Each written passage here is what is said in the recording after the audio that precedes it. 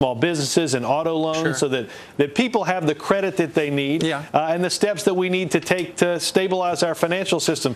The good news is that far and away, most of the banks in this country are healthy and they're beginning again to lend money. We just have to provide stability to a few people that still need that stability, so that we can get this system working again for the American people. And Robert, one of those organizations that needs more money, it sounds like it's Citibank, and there's stories in the press about how the federal government may be taking up to a 40% stake in Citi. That sounds like nationalization. Well, look, the American people already have a stake in Citi in preferred stock. If the reports are true, they're talking about converting that preferred stock to common stock, which would give the bank more capital. But the president is focused on doing what's necessary to get this economy moving again for working families. That's what you'll hear a lot about tonight, the investments that we need to make in our future to ensure our long-term economic growth. And as I said, the notion that brighter days are ahead for this country. Robert, one of the biggest headlines that President Obama gave at the beginning of this week was what his goals were for the next 4 years, including cutting the deficit in half, which is a huge, lofty goal. One of the ways he says that he will do that is to raise taxes for the people that he considers to be rich. Who do you consider to be rich in America? Well, the tax increases that he's talking about are people that make $250,000 a year or more, people that have seen their incomes and their fortunes, even in bad economic times, rise because of tax cuts that they got from a previous administration. Even in these times? We've seen already. Even in these times, would those same people be the ones who will be the ones that will be increasing taxes?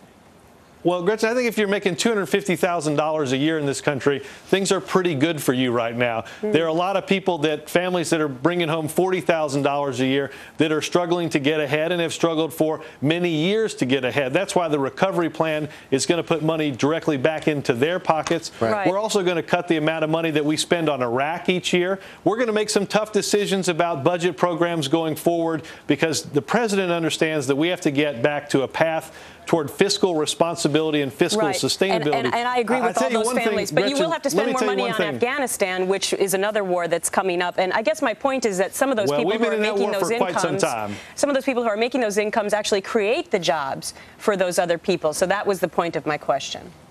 Well, but I think what's important, Gretchen, I'll tell you one thing that Wall Street really hates is right now that if you look at what our deficit is compared to our GDP, it's about 10% of our gross domestic product. That's way too high for Wall Street. If we're going to have this market grow again and get this economy moving for people, we're going to have to cut this deficit because the government is borrowing money to spend on needs like Iraq that is crowding out the same amount of money that could be going to small businesses to create those jobs. That's what the president's going to talk about. That's why he has a goal of slashing our deficit. One thing we have to talk about is your helicopter fleet. John McCain said this yesterday about a purchase that could be coming the White House's way. Let's listen. We all know how large the defense budget is. We all know that the cost overruns. Your helicopter is now going to cost as much as Air Force One. The helicopter I have now seems perfectly adequate to me. Of course, I've never had a helicopter before. So, you know, maybe I've been deprived and I didn't know it. I mean, it was a great time. The president was in fine form, but in all seriousness, is he going to stop the purchase of $11.2 billion? Well, I'll tell you what, we were reading this article about how much these helicopters were going to cost while we were flying on Air Force One about 10 days ago. And I said to the president, how is it that a helicopter that we're about to get on and that seats about 8 of us is equal to how much a 747 costs? The president had already talked to Secretary Gates.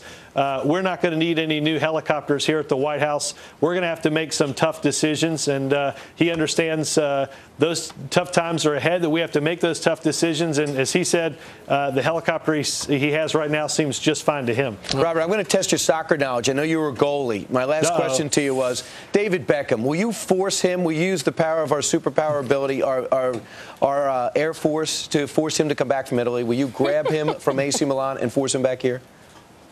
You know, I don't know if he's going to be happy playing here or happy playing in Europe. Obviously, He's a very special player, and I hope he comes back to America and plays here, because I think he'll show the world and show Americans how fun a game soccer really is.